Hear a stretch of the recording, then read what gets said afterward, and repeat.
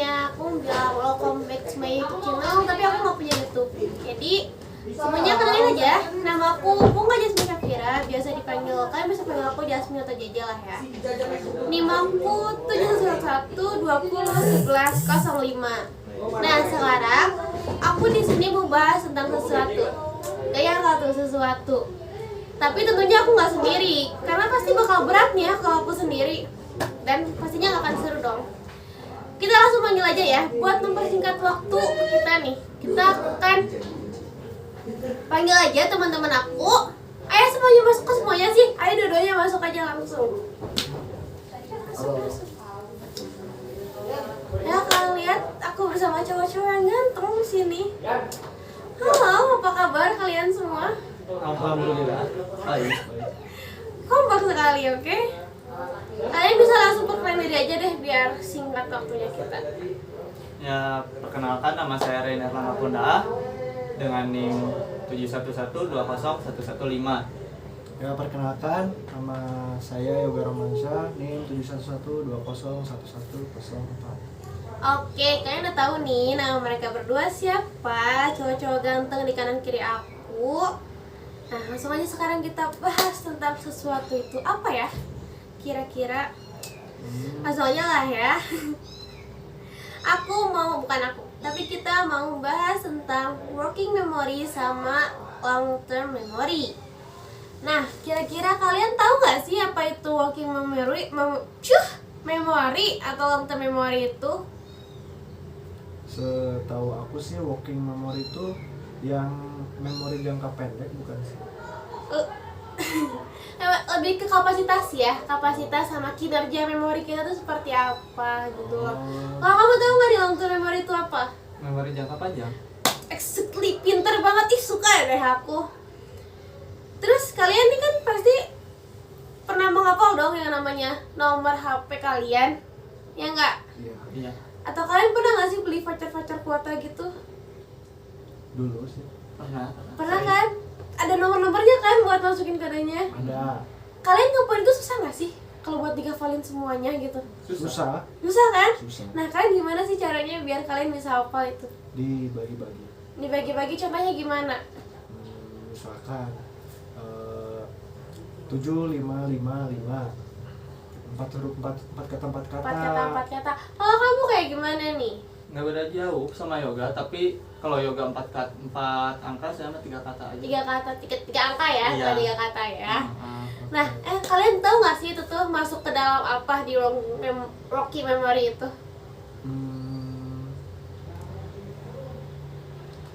Chaplin bukan sih? Chaplin, Chang ya? Oh, Chaplin, Charlie Chaplin kali ya. Chang nih, jadi Chang itu kayak salah satu gambaran di working memory yang paling dasar di situ. Nah terus kalian itu kan pasti pernah dong baca cerita atau baca berita. Kalian selalu baca cerita atau baca berita nih? Atau jangan-jangan nggak suka dua-duanya? Bisa jadi. Bisa jadi nggak suka dua-duanya ya. Okay. Tapi kan kalian pernah dong, masa nggak pernah sih? Atau baca materi mata kuliah deh. Suka aja tuh, suka banget nih. Suka aja. Kalau dikasih tugas. Kalau dikasih tugas, nah kalian lebih cenderung ngingat di materi yang awal kalian baca, atau pas kalian ingetnya di akhir-akhir yang kalian baca? Akhir-akhir. Awal. Jadi ada yang awal, ada yang akhir ya. Iya. Kayak ada perpisahan, ada pertemuan. Kebalik maksud aku. Nah, itu tuh berarti yang tadi siapa yang awal, siapa yang akhir? Dia Kamu awal ya? Aku akhir. Nah, awal itu masuk ke yang namanya primary effect. Nah, kalau resensi efek itu, nah itu yang tadi bagian akhir. Balik sih sebenarnya aku ngomong, cuman ya nggak apa-apa kan ya. Nah. Terus, emang banyak sih penelitian yang banyak banget orang-orang yang kadang emang lebih suka inget di bagian awal cerita, dan banyak juga orang-orang yang lebih inget di akhir cerita. Contohnya kayak tadi Rain sama Yoga. Nah, kalian tahu nggak sih kalau kapasitas working memory juga dipengaruhi oleh beberapa faktor loh. Gitu. Saya baru tahu padahal. Ada nggak kelihatan prompternya, maaf. Yang pertama ada pronunciation time. Apa sih itu? Yaitu waktu pengucapan yang lebih lama atau sulit untuk disimpankan di short term memory. Contoh, kata Burma Switzerland. Ada yang inget nggak nih? Apa? Enggak. Enggak ya? Enggak. Coba kalian ada yang inget nggak nih apa? Terus yang kedua ada the semantic similarity of the item, yaitu ketika kita menghadapi satu kata yang memiliki kata atau makna yang serupa. Kayak misal apel sama apel, itu kan satu kata yang sama tapi memiliki makna yang berbeda ya. Nah, maka kita cenderung lebih sulit untuk memprosesnya dalam working memory. Kayak misal kalian baca cerita, tapi kan kalau kita disebutin pasti bakal tahu dong mana apel, mana apel. Tapi kalau kalian cuma baca, bingung dong kalian apa apelnya arti yang mana nih, apel buah atau apel upacara gitu kan. Ketemu pacar. Oh iya, bisa juga tuh apel upacara sama apelin pacar. Pinter yo. Nah, terus ada yang namanya Baddeley approach, yaitu awal mulanya short term memory adalah memori jangka pendek. Tapi ternyata ditemukan bahwa orang ketika mengingat sesuatu itu bisa sekaligus loh, secara bersamaan, baik itu sifatnya lisan maupun yang secara visual. Karena kan metode belajar juga beda-beda ya, ada yang auditori sama ada yang visual, sama ada yang kinetik kan. Nah, lalu Baddeley juga mengatakan bahwa working memory ini bukan gudang pasif. Nah, bukan gudang pasif itu jadi di otak kita, memori kita tuh nggak cuman si informasi yang nyelip di otak kita tuh nggak diam, tapi dia bakal berproses. Kayak kalau kita nggak inget terus, dia pasti bakal ke gudang yang paling dalam, terus tadi ditumpuk lagi sama yang baru, tumpuk lagi sama yang baru. Tapi kalau dia udah masuk ke long term memory, kita inget-inget lagi tuh kayak gimana, terus jadi kita ambil lagi. Tahu nggak sih kalian scene SpongeBob yang ada di otak itu, yang otaknya ada kotak, ada lemari-lemari gitu? Oh iya, tahu. Nah, tahu kan? Nah, itu salah satu contoh dari working memory. Selain itu, komponen working memory itu ada phonological loop, visual spatial sketch. Nah, phonological loop itu bagian dari working memory yang mengingat tentang stimulus suara atau ucapan atau bahasa. Nah, komponen itu tuh ada di lobus frontal, temporal kiri, parietal. Kegunaan lainnya itu untuk perhitungan, bacaan, mendapatkan kosakata baru, belajar bahasa asing. Nah, kalau visual spatial sketch menyimpan sejumlah informasi visual dan ruang ketika melihat suatu benda dan mencoba mengingat kembali.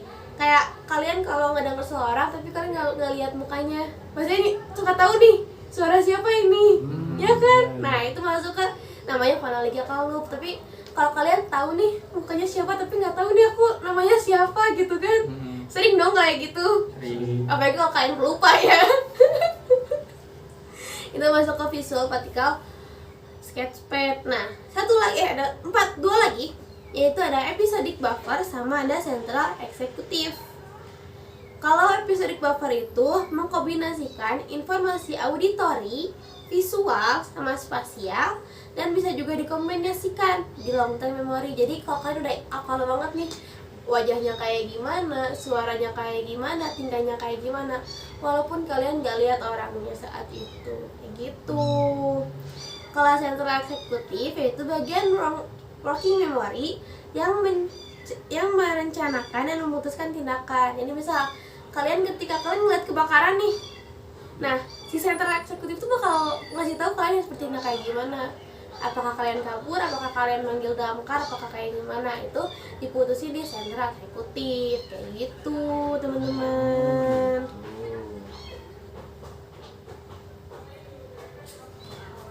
Nah, terus tadi long term memory ya? Iya. Ada yang mau jelasin gak nih? Aku capek nih ngomong sendiri gitu kan, bisa-bisa bermudah mulut aku. Yoga bisa kali ya? Long term memory boleh. Gimana nih? Coba buat dibaca. Long term memory merupakan jenis ingatan yang relatif permanen yang menyimpan sejumlah informasi luar biasa dalam jangka waktu yang lama. Itu menurut siapa ini? Margaret sama Martin. Oke, saya jadi paham kalau kayak gitu. Nah, jenis-jenis dari long term memory ada episodik sama prosedural, semantik. Kemudian proses long term memory ada encoding, retrieval, sama auto biografikal. Kalau biografikal, oke, encoding. Proses dalam memasukkan informasi mendalam atau surface permukaan. Distinctiveness itu kita betul harus bisa membedakan bentuk yang kita ingin ingat dengan bentuk yang lain. Jadi informasi yang masuk itu berbeda-beda. Elaboration ini menambahkan makna konsep sehingga lebih kaya, seperti itu. Jadi lebih ke kalau encoding mungkin milah-milah informasi ya, mana Iya. yang mau kita ingat, mana yang udahlah selewat aja kali gitu ya. Oh iya. Encoding.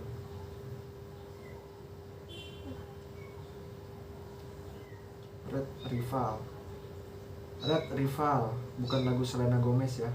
Red Rival adalah implicit memory. Kita mengambil informasi diingatan kita secara sadar dan membutuhkan effort yang besar, dan biasanya ini mengambil kembali untuk kepentingan yang sadar dan butuh effort. Contohnya kejadian, dan biasanya memori yang diambil segera implisit itu adalah memori yang sifatnya episodik dan semantik. Berarti mungkin kalau kita lagi UAS gitu ya, kita UAS terus kita harus inget nih materi yang lama gitu kan, itu berarti masuk ke eksplisit kali ya. Kayaknya iya sih, benar, mungkin. Terus apa lagi nih yang harus dibahas? Itu yang tadi kita autobiographical memory. Oke, autobiographical memory. Nah, ingatan yang khas pada diri seseorang mencakup narasi verbal, lisan, citra tentang kejadian, reaksi emosional, dan informasi prosedural. Oke. Ada lagi atau gimana? Pengalaman masa lalu, jadi kayak pengalaman masa lalu yang dapat mempengaruhi proses mengingat, walaupun pengalaman sama namun bisa saja skemanya berbeda. Oke. Bisa jelasin nggak? Bisa jelasin nggak? Disuruh jelasin lagi nih guys aku. Kayaknya kalau misalkan ada pengalaman kayak jatuh gitu terus keinget gitu. Iya kayaknya mungkin kayak gitu, misal kita kecelakaan nih, kita bakal ingat, cuman kalau kan pasti beda nih kita nginget saat itu kayak trauma gitu, tapi kalau kita udah lama-lama dengan skemanya yang berbeda, perlahan kita bisa menghilangkan trauma itu. Terus tadi ada mungkin ada yang nggak sampaikan sama Yoga, yaitu jenis-jenisnya lebih diperjelas ya sama aku.